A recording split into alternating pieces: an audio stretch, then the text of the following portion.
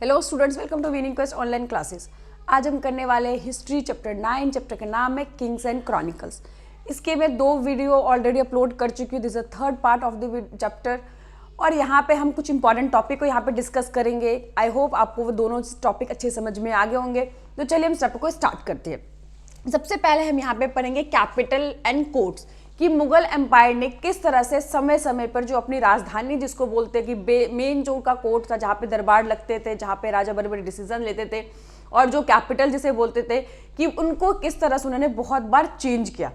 अब सब भी जानते हैं कि मैंने बताया था कि जो बाबर है वो basically founder of the Mughal empire था। उसने इब्राहिम लोदी को हराया था और उसके बाद उसने जो उसकी जो उस टाइम पे जो राजधानी थी बेसिकली वो आगरा थी। इब्राहिम लोदी जब था तो उसके मतलब जो राजधानी है उसको उसने हराया था, उस पर कैप्चर कर लिया था। और मुगल ने यहाँ पे 4 साल तक यानी कि 26 से लेके 1526 से लेकर 1530 तक रूल किया। और इसने काफ़ी टाइम अपने जो मेन कैपिटल था, जो दरबार था, उसको उसने क्या किया, काफ़ी टाइम उसने चेंज किया। तो चलिए हम स्टार्ट करते हैं। तो वही लिखा हुआ है कि the heart of the Mughal empire, Mughal empire का जो हार्ट था, मेन था, वो कोर्ट थे। और कोर्ट एक ऐसी जगह जहाँ पे सभी लोग असेंबल होते थे, डिसीजंस लिए जाते थे, वहाँ पे दरबार लड़ते थे, वहाँ पे जो मिनिस्टर होते थे वो सब लोग आपस में बैठते थे, राजा बड़े बड़े डिसीजन लेते थे। तो ये जो कैपिटल था, ये जो कोर्ट था, बेसिकली कैपिटल में ही लगते थे। और किस तरह से फ्रिक्वेंटली बार बार मुगल एम्पायर के दौरान इसको चेंज किया गया। तो किसने किसको राजधानी बनाया, किस एम्पायर में किसको मेन इंपॉर्टेंस दिया, वो सब यहाँ पे हम डिस्कस करेंगे। तो सबसे पहले है कि कैपिटल ऑफ द मुगल जो 16th और 17th सेंचुरी में इसको काफ़ी टाइम फ्रिक्वेंटली इसको क्या किया गया, चेंज किया गया। मैंने बताया कि बाबर ने क्या किया था कि लोधी पे अटैक किया था जब वो भारत आया था। और उस टाइम लोधी ने किसको कैपिटल बनाया था, आगरा को बनाया था। तो उसके आगरा पे उसे हटाकर उसने अपना एम्पायर एस्टेब्लिश कर लिया। मात्र यहाँ पे 4 साल उसने खुद रूल किया, लेकिन 4 साल में उसने बहुत बार अपना जो कैपिटल है उसको उसने चेंज करा। 1560 में अकबर ने क्या बनाया था, फोर्ट ऑफ आगरा। आगरा में एक किला बनाया था जो बेसिकली रेड स्टोन से था, रेड सैंडस्टोन से था उसके। और 1570 में उसने डिसाइड किया कि न्यू कैपिटल फतेहपुर सीकरी में उसने न्यू कैपिटल बनाने का उसने डिसाइड किया। अब आप लोगों के दिमाग में आ रहा हो कि आखिर अकबर ने ऐसा क्यों किया, क्यों फतेहपुर सीकरी को न्यू कैपिटल बनाना चाहता था। तो इसका एक रीजन क्या था कि one of the main reason था कि वहां पर जो फतेहपुर सीकरी जो डायरेक्ट थी वो अजमेर रोड से जाती थी, यानी कि डायरेक्टली वो अजमेर रोड से कनेक्ट होती थी। और उस टाइम तक जो अजमेर में जो दरगाह था शेख मुहिउद्दीन चिश्ती, वो एक काफ़ी ज़्यादा पॉपुलर हो गया था, जिसे तीर्थ स्थान कह सकते, पिलग्रिमेज प्लेस कह सकते हैं। यहाँ पे लाखों जो लोग थे वहाँ पे जाते थे दर्शन करने के लिए। और डायरेक्ट वो अजमेर के रोड में ही पड़ता था। तो बेसिकली इसीलिए डिसाइड किया था डायरेक्ट कनेक्शन के लिए, डायरेक्ट जुड़ने के लिए, एक जो उनका जो ट्रांसपोर्ट सिस्टम अच्छा हो जाएगा, इसीलिए उन्होंने वहाँ पे इसको न्यू कैपिटल बना लिया था। फिर उसके बाद 1585 में उन्होंने उसके बाद उन्होंने वहाँ पे, आपको पता होगा कि जो 1585 के अंदर उसने लाहौर बिकम द कैपिटल की लाहौर को वहाँ पे उन्होंने क्या बना दिया, दोबारा से कैपिटल बना दिया। और वहाँ पे उन्होंने जो सीकरी जुमा मस्जिद है वहाँ के बगल में ही उन्होंने क्या किया था, जो शेख सलीम चिश्ती है वहाँ पे वाइट मार्बल से, यानी कि सफ़ेद जिसे हम संगमरमर कहते हैं, वाइट मार्बल से उन्होंने शेख सलीम चिश्ती का उन्होंने क्या बनाया था वहाँ पे, मतलब बेसिकली उन्होंने क्या बनाया था, मार्बल के थ्रू उसको चबूतरा बनाया था वहाँ पे। तो ये सब चीज़ें आपको बेसिकली याद रखनी है, किस तरह से जामा मस्जिद के बगल में उन्होंने चिश्ती बनाई थी। और उन्होंने कब उसको लाहौर में कभी वो कैपिटल शिफ्ट कर लेते थे, कभी फतेहपुर सीकरी में चले जाते थे। तो टाइम टू टाइम इस दौरान काफ़ी टाइम उन्होंने क्या करा, कैपिटल को चेंज करा। अब हम बात करते हैं कि जो शाहजहाँ थे उन्होंने उसके बाद अपने कैपिटल को दोबारा चेंज किया। और 1648 में यानी कि 1648 में शाहजहाँ ने क्या करा, जो न्यू कैपिटल था उन्होंने कहाँ बना दिया, शाहजहानाबाद, जिसे आज हम दिल्ली के नाम से जानते हैं। तो शाहजहानाबाद में वो अपनी पूरी फैमिली, अपने मिनिस्टर, अपने जो भी आर्मी, सब कुछ लेकर के आ गए थे, वो वहाँ पर आ गए थे। और वहाँ पे उन्होंने जो रेड फोर्ट, जामा मस्जिद, चांदनी चौक, ये सब उन्होंने बनाए। और बेसिकली ये जो एरिया था वहाँ पे जितने भी पावरफुल अमीर लोग, उनके जो मिनिस्टर थे, वो उसके आसपास क्या, तो बेसिकली उन्होंने वहाँ पे बसाए। तो ये आपको याद रखना है कि पहले बाबर ने काफ़ी टाइम चेंज किया, उसके बाद अकबर ने पहले फतेहपुर सीकरी को बनाया अपना न्यू कैपिटल, बाद में फिर वो लाहौर ले गए। लाहौर के बाद जब शाहजहाँ के टाइम स्टार्ट हुआ तो शाहजहाँ ने अपने जो कैपिटल है फिर से वो कहाँ पे लिया, शाहजहांबाद जिसे दिल्ली कहते हैं, वहाँ पर उसने रेड फोर्ट, जामा मस्जिद, चांदनी चौक जो बाजार है उन सबको उसने बनवाया। और वहीं आसपास जितने भी पावरफुल उनके ग्रुप ऑफ मेंबर कह सकते हैं या अमीर लोग कह सकते हैं, उन सबको उन्होंने सराउंडिंग क्या करा, वहाँ पे उन्होंने बसाया। उसके बाद हम बात करते हैं, ये तो बेसिकली क्या हुई, कैपिटल की किस तरह फ्रिक्वेंटली चेंज किया गया। अब हम बात करते हैं मुगल कोर्ट की। तो मुगल कोर्ट में आपको पता है सबसे जो सेंटर होता था वो कौन होता था, राजा होता था, किंग होता था, और उसको बहुत ज़्यादा इंपॉर्टेंस दिया जाता था और देना भी होगा क्योंकि किंग के अंदर में ही सब कुछ आते, हमने पढ़ा था किस तरह से किंग को डिवाइन पावर से जोड़ने की कोशिश की गई थी कि डायरेक्ट उनको भगवान से आशीर्वाद मिलता है और ये जनरेशन टू जनरेशन चलता है, हमने पीछे लास्ट वीडियो में पढ़ा था। तो जो किंग थे उसको बहुत इंपॉर्टेंस दिया जाता था, किसी भी धर्म, किसी भी जाति, सबसे ऊपर किसको रखा गया था, राजा को रखा गया था कि राजा के ऑर्डर जो है एक तरह से भगवान का ऑर्डर है, सबको मानना पड़ेगा। और राजा को काफ़ी रिस्पेक्ट दिया जाता था, उनकी सजदा किया जाता था, उनको झुककर प्रणाम करना। और शाहजहां के टाइम में एक नया स्टार्ट भी हुआ था जिसमें कि धरती चूमकर उनको मतलब किसके आता था, उनको मतलब रिस्पेक्ट दिया जाता था। और उस टाइम पे जो भी एम्बेसडर आते थे, एम्बेसडर आपको पता होगा कि डिफरेंट रूलर अलग अलग अपने एम्बेसडर भेजते थे वहाँ की इन्फॉर्मेशन लेने के लिए, वहाँ पे अपने रिलेशनशिप बिल्ड करने के लिए। तो उन लोगों से भी एक्सपेक्ट किया जाता कि वो लोग भी राजा की क्या करेंगे, बहुत तारीफ करेंगे, बहुत उन्हें रिस्पेक्ट देंगे। तो जो राजा था बेसिकली सेंटर होता था उस कोर्ट का और उसकी बहुत इज्जत होती थी। जो भी वहाँ पे आते थे राजा को पहले सिजदा करता था, उनके सम्मान देता था, उसके बाद किसी तरह की बात होती थी। और बाहर से जो लोग आएंगे जो दूसरे एरिया से, दूसरे जगह से, वो भी राजा को उतना ही रिस्पेक्ट देंगे, ऐसी एक्सपेक्टेशन राजा की होती थी। तो उसके बाद हम बात करते हैं राजा की डेली रूटीन के बारे में कि राजा का रोज का रूटीन क्या होता था। तो सबसे पहले राजा क्या होते थे, उठते थे, अपना जो बेसिकली स्टार्ट करते थे वो प्रेयर के साथ करते थे, पूजा पाठ करते थे। उसके बाद होता क्या था, झरोखा दर्शन जिसे कहते हैं कि ये जो ट्रेडिशन था बेसिकली अकबर ने स्टार्ट किया था। और हम सभी जानते हैं कि जो अकबर है सबसे सक्सेसफुल, सबसे स्ट्रॉन्ग, सबसे पावरफुल मुगल एम्पायर का राजा माना जाता है। तो उसके कुछ जो ट्रेडिशन थे उसके बाद जो रूलर आए, कुछ रूलर ने उनको फॉलो किया। तो बेसिकली वो सुबह उठते थे, उसके बाद पूजा पाठ करते थे, उसके बाद झरोखा दर्शन करते थे। झरोखा दर्शन के बाद जो राजा होते थे वो ऑडियंस हॉल में जाते थे, वहाँ पे जो भी उनके मतलब जो भी मंत्री लोग होंगे वो सारे डिटेल बताते थे, उनको काम की इन्फॉर्मेशन देते थे, जो भी रिपोर्ट उन्होंने तैयार किया, जो भी उनको चाहिए इन्फॉर्मेशन वो सब राजा के सामने रखते थे। जो आम लोग होते थे वो सब राजा के दर्शन करने के लिए बाहर एक तरह से भीड़ लगी होती थी, क्राउड होता था। तो इसमें आपको दो चीज़ें याद रखना है, एक दीवाने खास और दूसरा है दीवाने आम। जैसे नाम से ही समझ में आ रहा है, दीवाने आम जो होगा ये बेसिकली आम लोगों के लिए होता था, वहाँ पे दरबार लगता था, आम लोगों की जो भी प्रॉब्लम है, दिक्कत है, जो भी समस्या है, राजा उनको सुनते थे, उनसे मिलते थे, सभी तरह का वहाँ पे डिस्कशन होता था, कोई भी वहाँ पे आ सकता था, ऐसा नहीं था कि वहाँ पे किसी की मनाही थी। लेकिन जो दीवाने खास है, नाम से ही लग रहा है कि इसमें सभी लोगों को परमिशन नहीं थी। यहाँ पर राजा बेसिकली अपने जो एडवाइज़र होते थे, जो अपने जो इन्वेस्टिगेटर होते थे, जिसे गुप्तचर बोलते हैं, उनसे कोई स्पेशल कोई सीक्रेसी की बात करनी हो, कोई मीटिंग बिठानी हो, कोई डिसीजन लेना हो जो कि जिसमें वो चाहते थे कि जिसमें कि सीक्रेसी हो, तो इन सब चीज़ों के लिए राजा ने दीवाने खास बनाया हुआ था। और यहाँ पे खास लोगों से मिलते थे, जो पावरफुल मंत्री होते थे, बड़े बड़े जो ताकतवर लोग होते थे, जिनको डिफरेंट काम के लिए असाइन किया जाता था, उन लोगों से रिपोर्ट मांगे जाते थे, उनसे मिलते थे राजा और इंपॉर्टेंट बातों पे डिसीजन यहाँ पे लिए जाते थे। लेकिन दीवाने आम जो था वो सभी लोगों के लिए खुला हुआ था, वहाँ पे कोई भी आकर अपनी समस्या को कह सकता है, वहाँ पर अपनी बातें रख सकता है। ठीक है, तो अब यहाँ पे हम बात करते हैं कि स्पेशल ओकेजन कि मुगल एम्पायर के टाइम में जो फेस्टिवल्स क्या होते थे, ओकेजन्स क्या, कौन से ज़्यादा इंपॉर्टेंस थे। तो बेसिकली यहाँ पे हम बात करते हैं कि anniversary of accession of the throne, यानी कि जिस दिन सिंहासन को बिठाया जाता था उसको हर साल एनिवर्सरी के रूप में इंपॉर्टेंस दिया जाता था, उनको सेलिब्रेट किया जाता था। ईद, शब बारात, होली, इन सब फेस्टिवल को काफ़ी धूमधाम से, काफ़ी अच्छे से मनाया जाता था। लेकिन इसके अलावा जो 3 जो इम्पॉर्टेंट इवेंट्स होते थे उस दिन काफ़ी ज़्यादा उनको बहुत ही ज़्यादा इंपॉर्टेंस दिया जाता था मुगल एम्पायर में।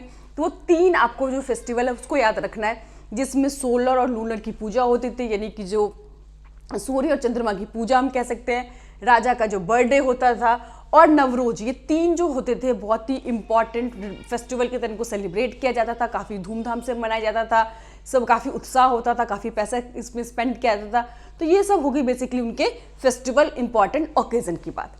अब हम बात करते हैं टाइटल एंड गिफ्ट्स की बात।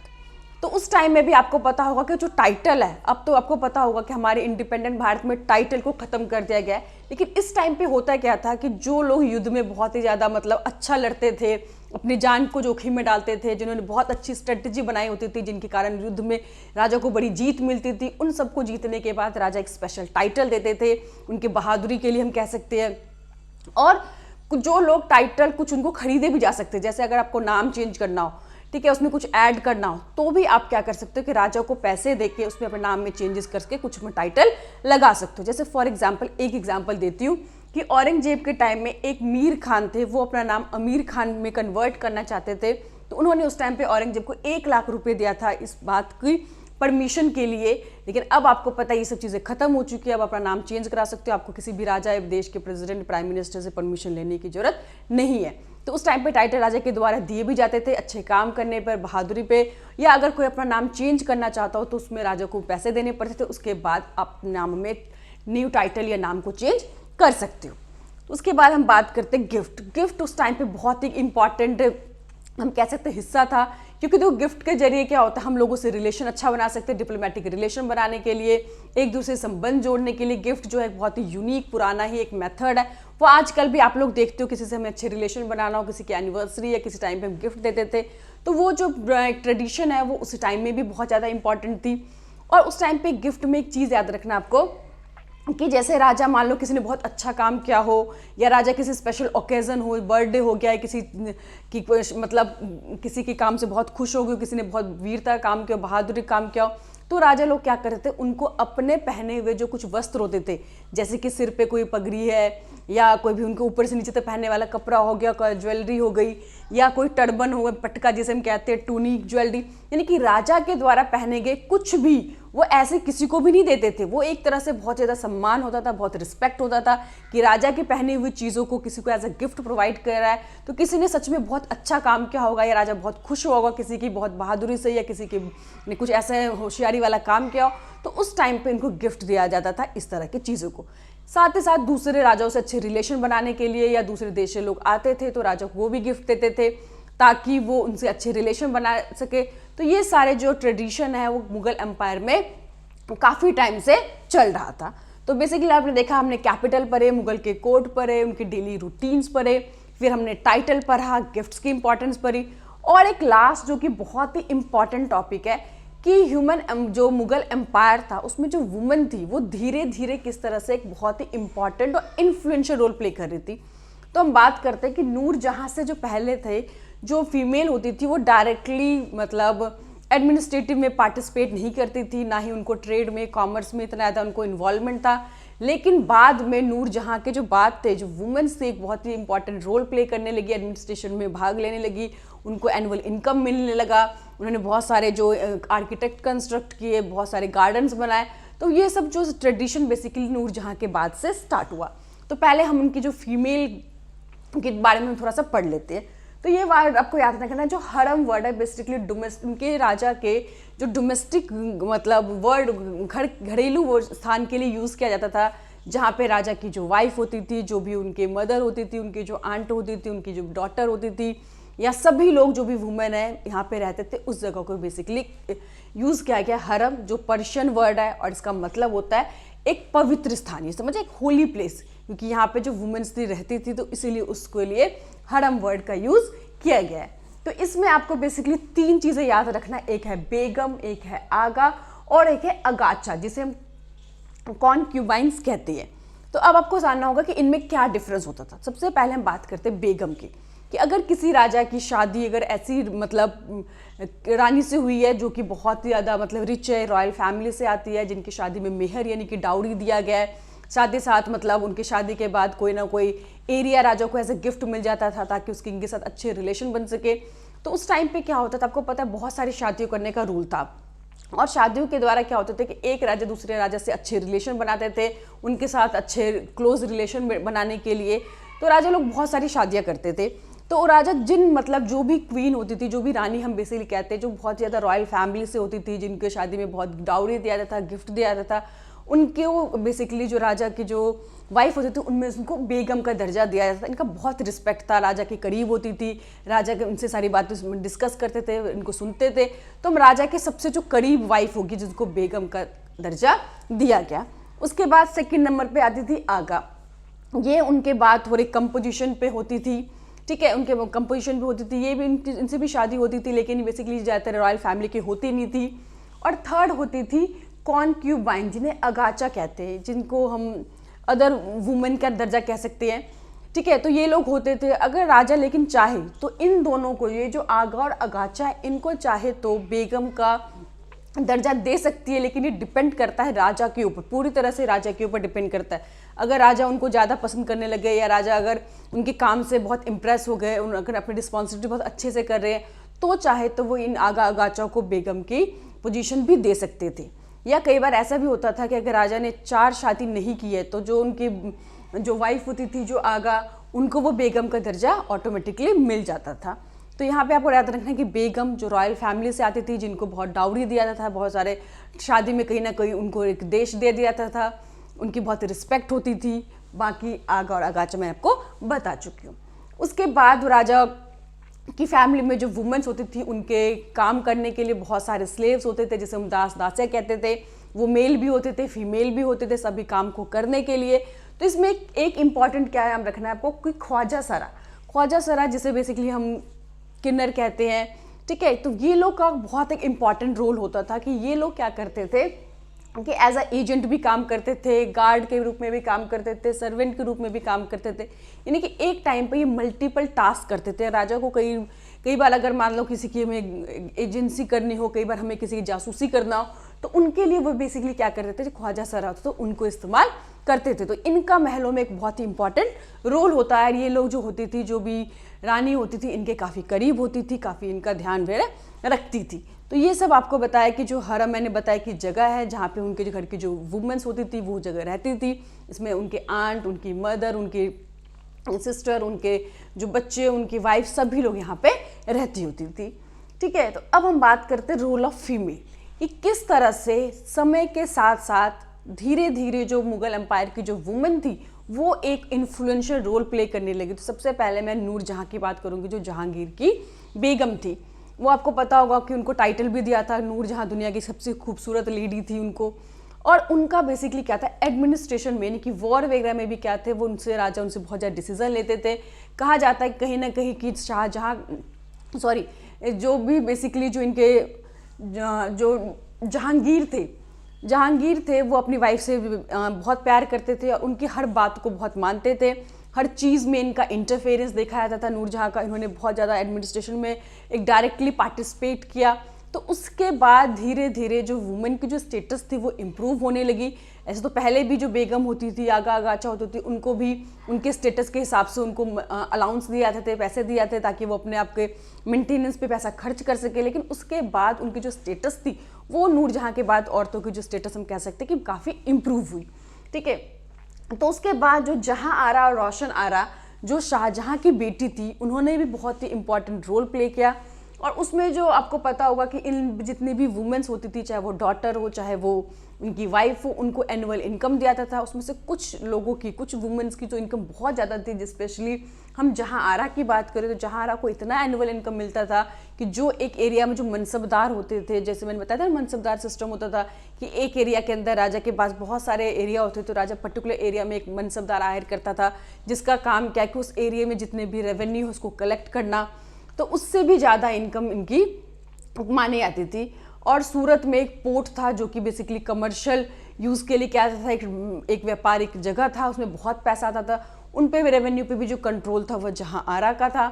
और शाहजहां, मैंने बताया कि शाहजहां जब अपनी जो कैपिटल है, जब वो शाहजहानाबाद लेकर आए, तो वहाँ पर भी बहुत सारे जो कंस्ट्रक्चर आर्किटेक्चर में जो जहां आरा था उन्होंने काफ़ी इंटरेस्ट दिखाया। और जो चांदनी चौक का जो मार्केट है वहाँ पे कहते हैं कि जो डिज़ाइन है वो जहाँ आरा के द्वारा ही बनाया गया है। उन्होंने बहुत सारे गार्डन, बहुत सारे उन्होंने आर्किटेक्चर में काफ़ी इंपॉर्टेंट रोल उन्होंने प्ले किया है। तो उसके बाद हम बात करते हैं कि जो गुलबदन थी, गुलबदन बेसिकली जो बाबर आए थे, मैंने बताया जो first founder of Mughal empire कह सकते हैं, उनकी बेटी थी गुलबदन।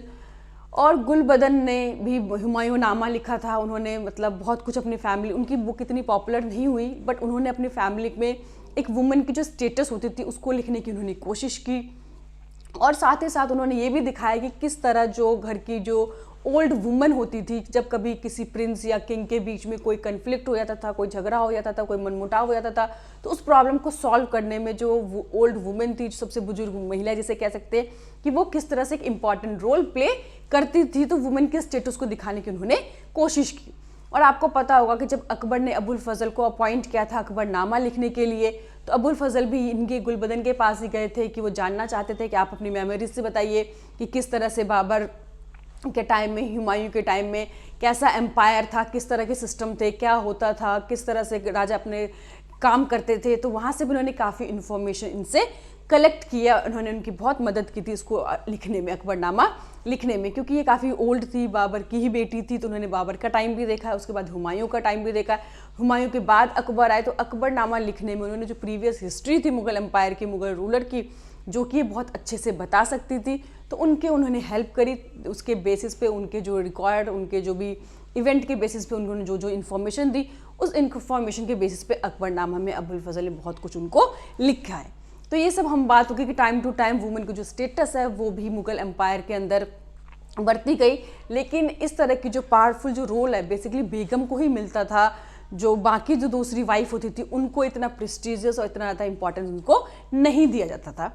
तो ये बेसिकली हमारा चैप्टर जो है, अभी भी हमें कुछ टॉपिक, 2-4 टॉपिक रह गए, उसको हम नेक्स्ट वीडियो में बात करेंगे, क्योंकि एक साथ मैंने बताया था हिस्ट्री बहुत कुछ पढ़ लोगे तो आप लोगों को दिक्कत होगी। तो इसीलिए आपको टॉपिक को छोटे छोटे पार्ट्स में डिवाइड करना है, उसके बाद इसको पढ़ना है।